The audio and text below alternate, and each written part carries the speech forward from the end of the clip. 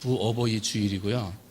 부모님의 은혜에 생각하는 주일인데, 오전에도 말씀드렸습니다마는 효도 잘하시는 분도 계시겠습니다만 여러 가지 사정, 형편, 가정에 어려웠던 문제들, 누구한테 말하지 못하는 가정사에 얽혀있는 복잡한 일들, 그래서 혹시 부모에게 공경하지 못하고 효도의 자리에 나가지 못했던 분들이 계시다면 회복하셔야 돼요. 살아계실 때 지금 효도해야지, 그거 놓치고 나면 평생 후회하는 거예요. 평생. 사람이 태어나면서 가장 먼저 관계, 나 혼자가 아니고 세상은 같이 사는 거구나, 이 관계를 만들어가는 게 부모와의 관계입니다. 애기는 아무것도 몰라요. 태어나자마자 자기가 부모의 관계인지 뭔지도 몰라요. 그냥 자기에게 밥을 주고 젖을 주고 먹을 것을 주고 재워주니까 그냥 안겨 있는 거지만, 그 관계, 세상에서 태어나서 제일 먼저 이게 세상은 혼자 사는 게 아니구나, 같이 사는 거구나, 이것을 깨닫게 해주는 관계가 바로 이 부모와의 관계입니다. 그래서 하나님 다음으로, 하나님과의 관계 다음으로 제일 중요한 게 부모와의 관계입니다. 아침에도 말씀드렸지만 우리가 부모와의 관계가 제대로 되지 못하고 하나님과의 관계가 제대로 될 수가 없어요. 하나님을 공경하듯 부모를 공경해야 그것이 온전한 어떤 신앙의 사람이라는 거예요. 여러분, 그렇게 사시기를 바랍니다. 그런데 이렇게 부모가 하나님으로부터 맡겨진 자녀를 잘 양육할 수 있도록 처음 관계, 하나님 다음으로 중요한 인간관계를 맺는 분들이 부모들인데, 이 부모들을 그래서 뭐라고 그러냐면, 한번 따라합니다. 하나님의 대리자. 누구라고요? 하나님의 대리자. 하나님 대신 일을 하는 거예요, 부모가. 하나님은 이 세상에서 역사를 하실 때 일하시는 방법이 세 가지가 있습니다. 첫 번째는 본인이 직접 하시는 일이 있습니다. 이건 구약시대에 있었어요. 그래서 구약시대 때 하나님께서 우주 만물을 창조하시고 사람을 창조하셨던 일들 누구 시키지 않았습니다. 본인이 직접 하셨습니다. 그리고 구약시대 때는요, 하나님의 사람들이 필요하면 하나님이 직접 찾아가셨어요. 하나님이 찾아가서 부르셨어요. 그래서 하나님의 일을 하라고, 하나님의 사람들이 되라고 하나님이 직접 이끄시고 직접 만나셨어요. 이게 구약시대 때 하나님이 직접 일하셨어요. 그 다음에 두 번째로 하나님이 일하실 때는요, 아들을 통해서 일하셨어요. 이제 신약시대가 넘어오니까 신약시대 때는 하나님이 직접 일하지 아니하시고 아들이 누구십니까? 예수님이죠. 예수님을 통해서 세상의 구원의 계획을 이루어 나가시는 일을 대신 맡기셨다는 거예요. 그래서 예수님이 어떻게 사셨어요? 이 땅에 오셔서 친히 복음 전파자로 사시고 십자가를 지고 죽으실 때까지 누구의 뜻을 이루고 가신 거예요? 하나님의 뜻. 하나님이 아들에게 그 뜻을 줬기 때문에 아버지의 뜻을 따라 가지고 있는 이 아들 예수님은 평생을 아버지의 뜻을 이루는 사람으로 그렇게 살았어요. 그리고 마지막 십자가에서 처형당하고 죽으실 때 마지막 그 입술에서 나온 고백이 뭐예요? 다 이루었다. 다 이루었다. 하나님 아버지의 뜻을 이루기 위해서 아들을 통하여 일하셨던 것을 다 이루신 거예요. 그 다음에 예수님 돌아가시고 이제 신약시대가 지나고 성령시대, 오늘 우리가 살고 있는 성령시대, 이러한 성령시대는 하나님이 대리자를 통해서 일하십니다. 하나님이 직접 일하실 때를 구약시대라고 그러고 성자 예수를 통해서 일하시는 것을 신약시대라고 한다면, 성령시대, 하나님이 직접 하지도 않고 예수님이 하시지도 않는 오늘날의 시대는 하나님이 대리자를 세워서 사용하신다는 거예요. 그래서 오늘날 하나님의 일을 대리자로 맡은 사람들이 목사님들이에요. 목회자들이 하나님의 대리자입니다. 그래서 하나님의 말씀을 잘 전파하고 하나님의 말씀을 쉽게 풀어서 설명하고 오늘 하나님이 하시고자 하시는 말씀을 그 목사님들을 통해서 선포하게 하셔서 하나님의 뜻을 이루어 나가도록 이 목회자들을 대리자로 삼은 거예요. 그러니까 우리는 아무것도 아니에요. 그냥 하나님이 주시는 대로, 영감 주시는 대로, 은혜 주시는 대로 우리는 그저 입을 열 뿐이고 말씀하게 하시는 분은 누가 하시는 거예요? 하나님이 하시는 거예요. 우린 대리자예요. 내가 하고 싶은 말을 하는 게 아니라 하나님이 주시는 말씀을 하는 게 대리자예요. 그래서 목회자는 그렇게 살죠. 그런데 이 세상에 또 하나의 대리자가 있다는 거예요. 그게 바로 누구냐면 부모라는 거예요. 무슨 대리자냐면 생명의 대리자고요, 양육의 대리자예요. 이 자녀가 이 땅에 생명을 가지고 태어나서 하나님을 잘 믿는 믿음의 아들, 딸로 자라가도록 하나님이 직접 하지 아니하고 부모에게 맡기신 거예요. 그래서 그 부모는 자녀들을 잘 양육해야 할 책임이 있어요. 그 자녀들의 생명이 끊어지지 아니하도록 잘 양육하고 하나님의 사람으로 자라도록 잘 가르치고 양육해야 할 책임이 있어요. 왜? 우리는 누구의 대리자? 하나님의 대리자예요. 여러분, 대리자의 역할을 잘 감당하시기를 주님의 이름으로 축원을 드립니다. 여러분, 아들, 딸이 누구 겁니까? 누구 겁니까? 내 거지요? 내 아들이잖아, 내 아들. 딸들 부를 때 내 딸이라고 그러지 하나님 딸이라고 부릅니까? 집에 있는 아들들 부를 때 아이고 아들 왔어? 내 아들 왔어? 그러지 아이고 하나님 아들 왔어? 그래요? 누구 아들이에요? 하나님 아들이에요. 우리는 대리자예요, 대리자. 그런데 주어진 자녀들을 내 것이라고 생각하면 대리자가 아니에요.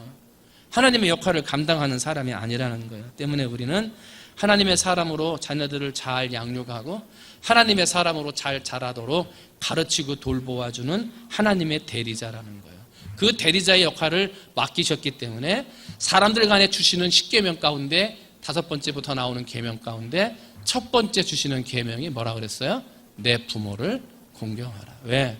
생명을 맡아서 관리하는 대리자요. 하나님의 사람으로 잘 자라도록 대리자의 책임을 맡았기 때문에 그런 부모를 공경해야 된다. 그게 약속 있는 첫 번째 계명이다. 이렇게 말씀하시는 거예요. 여러분, 하나님이 약속 있는 첫 계명으로 복을 주실 만하게 대리자의 역할을 잘 감당하는 부모들이 되시기를 주님의 이름으로 축원을 드립니다. 하나님께서 자녀들에게 명령하셨어요. 하나님 앞에서 부모들에게 공경하고 부모에게 효도하라. 오늘 본문 말씀은 주 안에서 너희 부모에게 순종하라 그랬어요. 자녀된 여러분, 이게 순종했으면 좋겠다. 야, 자녀된 너희들아, 너희 부모에게 순종했으면 좋겠다. 그렇게 말씀하지 않으셨어요. 부탁하는 것처럼 하지 않으셨어요. 야, 너희들 주 안에서 너희 부모에게 순종할래? 이렇게 질문형으로 하지도 않으셨어요. 하나님은 부모들에게 순종하고 부모에게 효도하는 걸 무슨 형으로 하셨냐면 명령형으로 하셨어요. 그냥 단답형에 너희 부모에게 순종하라. 내 부모를 공경하라. 공경할래? 그렇게 하지 않았다니까요. 때문에 우리 자녀들에게 주어진 가장 중요한 명령은, 절대 명령은 내 부모를 공경하고 내 부모에게 효도를 하는 거다 하는 거예요. 그런데 우리가 부모에게 효도하고 부모를 공경하고 순종하는 모습으로 살아갈 때 부모를 판단하면 안 된다 그랬어요. 그런데 부모님이 하시는 일들을 바라보면서 부모님이 나한테 잘해주면 효도하고 잘해주지 못하면 효도하지 않는다? 그것은 하나님의 명령을 지키는 게 아니라는 거예요. 하립교회에 있을 때 한번 말씀드렸던가요? 혼자 사시는 할머니 집사님이 계셨어요. 나이가 80이 다 되셨는데 조그마한 쪽방 여기 방인데 그것도 비싸가지고 그때 제가 기억하기로는 전세금이 2천만 원으로 기억을 해요. 근데 돈이 없어. 전세금은 들어가서 있는데 평소에 쓸 돈이 없는 거야. 돈 나오는 데가 없어. 나라에서 나오는 거 그거 그때 18만 원인가 얼마 나오는 거 가지고 하는데 이 집사님네 가가지고 신방을 드리는데 하루는 신방을 드리다 말고 끝나고 가려고 그랬더니 목사님 헌금을 좀 가지고 가셔야 된대. 그래서 그러시냐 그러면 알았다 그랬더니 헌금을 가지고 가려고 그러는데 봤더니 장판 밑을 들추는 거요. 장판 밑을 이렇게 들추어. 그래서 집사님 뭐 하는 거예요? 그랬더니 나라에서 받은 돈들이 꾸깃꾸깃한 거예요. 근데 집에 뭐가 없어? 다리미가 없어. 근데 돈을 꾸깃꾸깃한 거는 그냥 낼 수가 없고 어떻게 한 거예요? 장판 밑에 들고 그 밑에다가 돈을 든 거예요.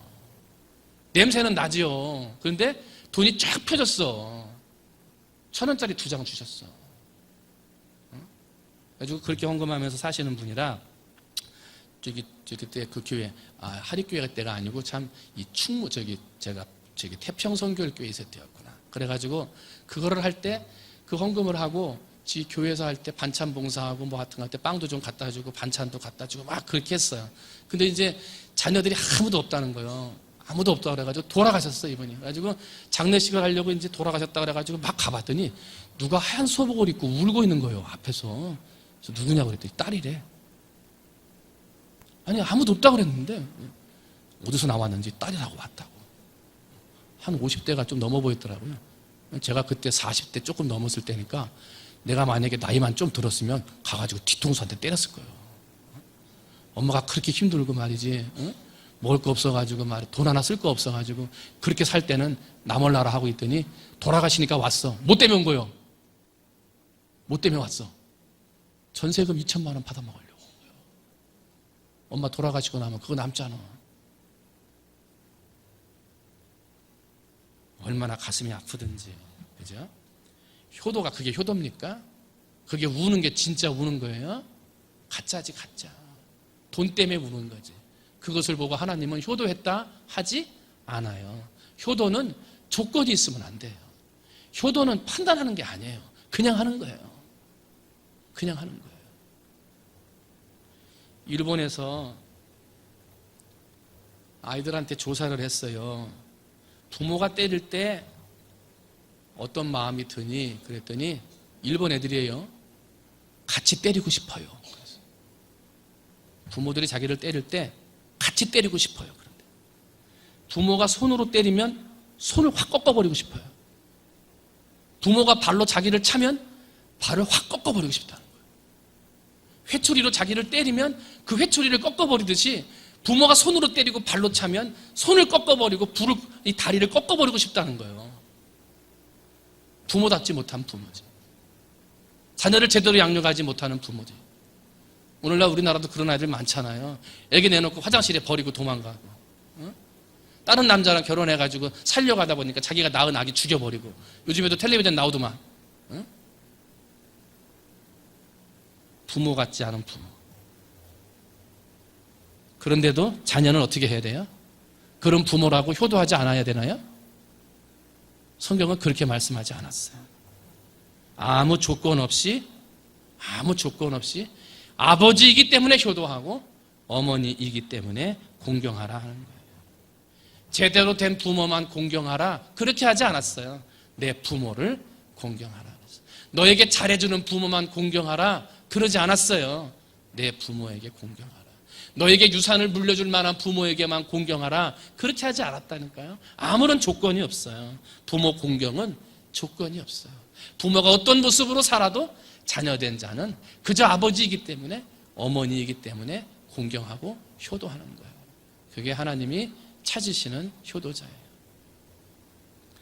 옛날 오스트리아 비엔나에서 사람들이 죄를 지으면 일정 기간 동안 길거리 청소를 시켰대요.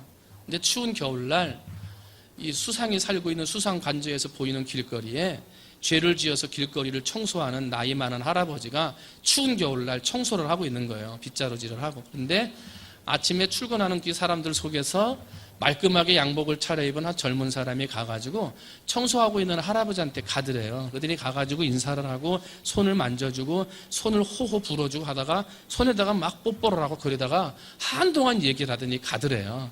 그런데 이 수상이 생각하기를 죄를 지어서 길거리에 있는데 그 사람을 따라가서 손을 저 사람은 아무래도 뭔가 정치적으로 죄를 지어서 길거리를 청소하고 있는데 저 젊은 사람이 양복 입은 사람이 가서 저렇게 한 거는 저 정치범을 추종하는 뭔가 나쁜 정치적인 의도를 가지고 간 것 같다, 이런 생각이 들더래요. 그래서 사람을 시켜가지고 그 젊은이를 잡아오다시피 끌고 온 거예요. 그리고 나서 묻는 거예요. 자네는 왜 하고 많은 사람 중에 죄를 지어서 저렇게 쓸고 있는 사람의 손에다가 호호해주고 뽀뽀해주고 그 사람이랑 무슨 얘기했는가, 그 사람이 누군데 그런 얘기를 하는가 그랬더니 아주 당당하게 그분은 제 아버지이십니다. 아버지가 어떤 죄를 져서 비록 길거리를 쓸고 있지만 그 아버지는 나의 아버지입니다. 이 사람이 감동을 받은 거예요, 수상이. 그래서 야, 다른 사람들이 많이 지나가고 저 사람 분명히 죄 지어가지고 청소하는 거야. 무슨 죄를 졌는지 모르지만 죄인이야 하고 사람들이 보는데 창피하지 않더냐. 네 아버지가 죄를 지어서 길거리 쓴다는 거 다 아는데 창피하지 않더냐. 그랬더니 그 사람이 아니요, 아버지는 저에게 사랑으로 대우해 주셨기 때문에 저는 절대로 아버지가 길거리에 쓰는 게 부끄럽지 않아요 하고 얘기하는데, 이 수상이 감동을 받아가지고 그 자리에서 저렇게 효도하는 자녀를 키운 아버지라면 저렇게 벌을 받지 않아도 된다, 이제 그만 벌을 받아도 된다 해가지고 자식 하나 잘 둬가지고 그 자식이 아버지한테 효도하는 모습을 보임으로 아버지의 벌이 없어지게 되었더라는 거예요. 효도는 조건이 아니에요. 효도는 그냥 하는 거예요. 부모가 어떤 모습으로 있든지, 부모가 어떤 모습의 사람으로 살아가든지 제대로 된 사람만, 잘할 때만, 똑똑할 때만, 돈 벌어줄 때만 효도하는 게 아니라 아버지이기 때문에, 어머니이기 때문에 죄 가운데 있어도, 길거리 청소를 하고 있어도 내 아버지, 내 어머니예요. 그게 효도예요. 여러분 효도하시기를 주님의 이름으로 축원을 드립니다. 효도하면 복이 있어요. 그런데 효도하지 않으면 벌이 있어요. 성경은 벌이라고 하지 않고 저주라고 그랬어요. 한번 따라합니다. 복과 저주. 하나님 앞에 잘하고 부모님한테 공경할 때는 복을 받아요. 그런데 그렇게 하지 못할 때는 저주를 받는다는 거예요. 다윗 왕의 아들 압살롬이 있어요. 이 아들이 아버지를 쫓아내려고 해요. 아버지의 왕위를 빼앗으려고 반역을 일으켜요. 아버지를 내쫓았어요. 그걸로 끝나지 않고 아버지의 후궁들, 아버지가 많은 후궁도 있는데 후궁이라고 해도 자기 어머니들 아닙니까? 그런데 그 후궁들을 자기가 범하는 일까지 죄를 짓게 돼요. 압살롬이 어떻게 되죠? 아버지를 쫓아내서 왕위를 빼앗으려고 했던 그 음모가 실패합니다. 그리고 노새 한 마리를 타고 죽지 않겠다고 막 도망가는 거예요. 근데 재수 없는 사람은 뭐에 걸려도 잘못된다고 막 도망가는데 상수리 나무 가지가 하나 이렇게 Y자로 나와 있는데 상수리 나무를 지나가다가 그 목이 Y자로 되어져 있는 나무가지에 딱 걸려가지고 노새는 그대로 쏙 빠져 도망가고 자기는 목에 거기 상수리 나무에 목이 껴가지고 못 도망가고 대롱대롱 매달려 있는 거예요. 그 뒤를 따라가던 다윗의 군대 장관 요압이 창으로 그의 심장을 찔러서 아버지를 배반하고 아버지의 왕위를 찬탈하려고 했던 압살롬을 죽여버리게 되죠. 비참하게 죽어요. 이삭이라는 사람이 있습니다. 아브라함의 아들이죠. 아버지가 갑자기 그를 어디로 가요. 사흘길을 걸어서 가더니 갑자기 제단 위에 자기를 누여요.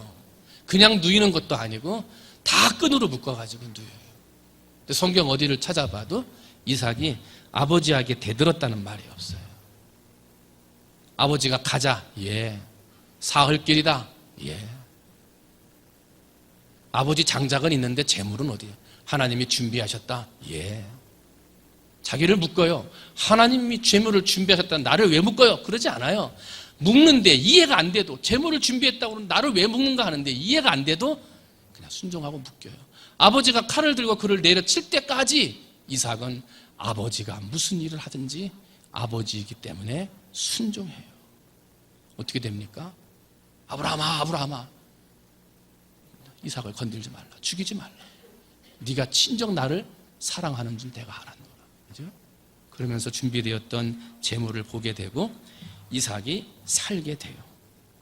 아버지의 왕위를 빼앗고 아버지의 순종하지 못했던 압살롬은요 금방 죽었어요. 청년의 때 죽었어요. 장수하지 못했어요. 그런데 이삭은 창세기 35장 28절 봤더니 무슨 일을 하든지 아버지 앞에 순종했던 이삭은 180세까지 살았어요. 180세. 때문에 오늘 우리가 복을 받으려면 아버지에게, 부모님에게 순종해야 돼요. 엘리 제사장이 있어요. 그 아들들이 홈리와 비느하스 물질 관리를 잘못하잖아요. 하나님 앞에 제사를 드리러 나오는 재물도 드리기 전에 자기들이 좋은 고기만 골라가지고 먼저 먹어요. 잘못된 거지. 더군다나 성막에서 수종 들고 있는 성막의 여인들과 동침해서 잘못된 육체의 관계까지 맺게 돼요. 사람들의 원성이 많이 있었어요. 아버지가 대제사장인데 그래서 아버지가 야 그렇게 하지 말라 그랬는데 아버지 말에 순종하지 않아요. 전쟁이 났고요. 전쟁터에 나가서 두 아들이 죽어요. 법궤를 가지고 나갔습니다만 법궤도 빼앗기고 전쟁에도 지고 두 아들은 죽어요. 그 소식을 들은 엘리 대제사장은 의자에 앉아있다가 의자가 뒤로 넘어져서 고개가 부러져 가지고 죽임을 당해요. 그것으로 끝나지 않아요. 사무엘상 4장 19절을 봤더니 그의 며느리인 비느하스의 아내가 임신하여 해산 때가 가까웠더니 하나님의 기회를 빼앗긴 것과 그의 시아버지와 남편이 죽은 소식을 듣고 갑자기 아파서 몸을 굽으려 해산하고 죽어갈 때에 곁에 서 있던 여인들이 그에게 이르되 두려워하지 말라. 네가 아들을 낳았다 하되 그가 대답하지도 아니하며 관념하지도 아니하고 이르기를 영광이 이스라엘에게서 떠났다 하고 아이의 이름을 이가봇이라 하였으니 하나님의 괴가 빼앗겼고 그의 시아버지와 남편이 죽었기 때문이며 또 이르기를 하나님의 괴를 빼앗겼으므로 영광이 이스라엘에서 떠났다 하였더라. 아버지가 말씀해도 순종하지를 않으니까 본인도 죽고 아버지도 죽고 법궤도 빼앗기고 전쟁도 지고 자기들이 낳은 아들도 잘못된, 그리고 이 집안이 그 이후로 이름이 나오질 않아요. 대가 끊겨버려요. 하나님의 이 효도에는 복도 있지만 저주가 있는 거예요. 때문에 우리는 하나님 앞에, 부모 앞에 효도하는 자가 돼야지 효도를 잃어버리는 자가 돼서는 안 돼요. 여러분 효도하시기를 주님의 이름으로 축원을 드립니다. 중국에 곽더라고 하는 가난한 농부가 있었어요.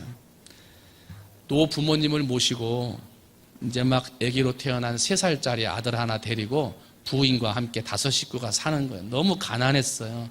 먹을 것이 없어가지고 풀떼기 써서 먹고 뿌리 캐서 먹고 막 이래요. 그런데 가끔 가다가 먹을 것이 뭐 생겨가지고 부모님 드린다고, 효자니까 부모님을 드리면 부모님이 먹는 줄 알았는데 이렇게 숨겨놨다가 그 3살짜리 애기한테 다 주는 거예요. 그러니까 부모님도 빼짝 말라가고요. 너무 연약하신데, 자꾸 몸이 연약한데 자기들은 안 먹고 3살짜리 애기를 주는 거예요. 그러다 보니까 안 되겠어요. 부모님이 돌아가실 것 같아요. 어떻게 한 줄 아세요? 야, 이러다가는 우리 부모를 잃어버리겠다. 이럴 바에는 차라리 저 3살짜리 아들을 죽여 땅에 묻어야 되겠다. 자식은 또 낳으면 되지만 부모는 다시 얻을 수가 없지. 와, 굉장한 결단이잖아요. 애는 또 낳을 수 있지만은 부모는 다시 만들 수가 없어. 이 부모를 공경해야 되는데 공경하라고 드린 그 얼마 안 되는 거를 다 애기한테 주니까 그 애기를 땅에 묻자 생각을 하고요.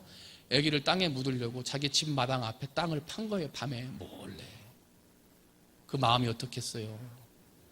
땅을 파는데요, 한 2삽쯤 파내러 가니까 뭐가 걸려요. 달빛 살에 봤더니 뭐가 반짝반짝 빛나는 것 같아요. 아침에서 캐봤더니 금덩어리가 나왔어요.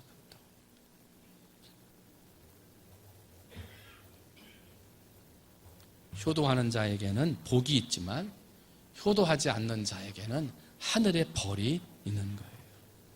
요즘을 말세라 그래요. 가정의 윤리가 깨지고 부모를 공경하는 윤리가 깨어지고 있어요.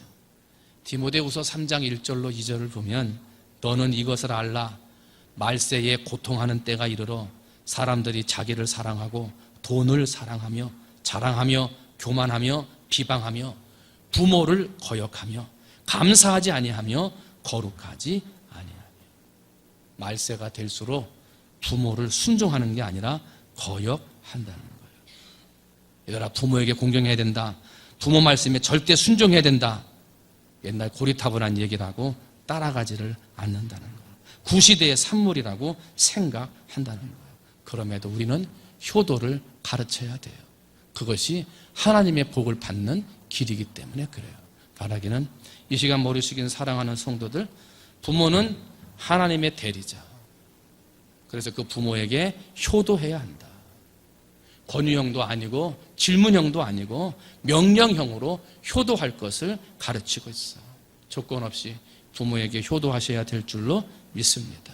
그래서 하늘로부터 하나님이 어떤 금덩어리를 주기 위해서 우리를 효도하라는 게 아니고 마땅히 해야 할 거기 때문에 하는 거니까 마땅히 해야 할 효도를 함으로 하나님 앞에 영광이 되고 하나님의 우리의 가정에게 복을 주시는 그런 복된 가정을 만들어가는 우리 사랑하는 성도들이 되시기를 주님의 이름으로 축원을 드립니다. 기도하겠습니다. 사랑이 많으신 하나님 아버지, 말세가 될수록 사람들이 자기만 사랑하고 돈만 사랑하고 자랑하고 교만하고 부모를 거역하고 감사하지 않는다 그랬습니다.